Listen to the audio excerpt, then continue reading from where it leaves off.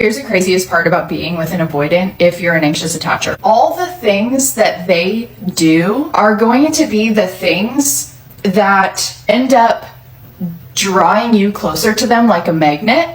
The things that an avoidant does triggers the fear in an anxious person, which causes us to then try to draw closer. And then when we try to draw closer, it triggers the fear in the avoidant. So it becomes almost like this toxic dance. So let's say the relationship, you've gotten to a substantial point where you've been together for a little while. Maybe you've asked the avoidant person to meet your needs in certain ways, and they have maybe tried but have been kind of unable to do it, and so they have started to build shame and a feeling of disappointment within themselves, and so they've started to detach a little bit. Well, as anxious attachers, we are incredibly intuitive. We can feel that shit from a mile away, because when we were children, we learned that we had to be hyper attuned to our caretaker's needs and moods. When we sense a little bit of a vibe shift or a little bit of a mood shift, or when we sense someone distancing, we pick up on that shit right away. So the problem is, what will come natural to an anxious person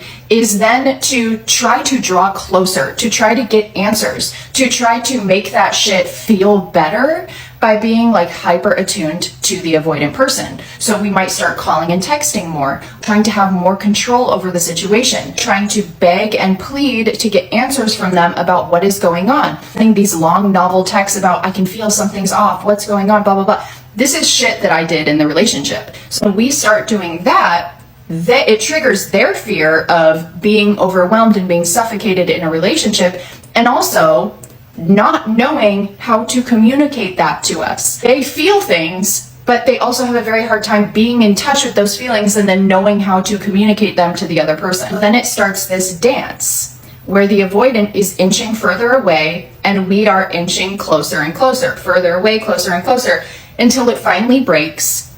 The avoidant, all of a sudden, out of nowhere, it seems like out of nowhere, will say, I can't do this anymore. And the anxious person, we have gotten to a point where we have clung so close to them that we will be, it feels like withdrawal. Like the first couple weeks, I swear to God, my body was like in a state of withdrawal, like I was coming off drugs. What the anxious person doesn't realize is that the avoidant has been inching further away for a while now, but they never communicated that to us. It feels very out of the blue. It feels very abrupt. But for the avoidant, they've known the whole time, and they've been sticking around just hoping that we might break up with them.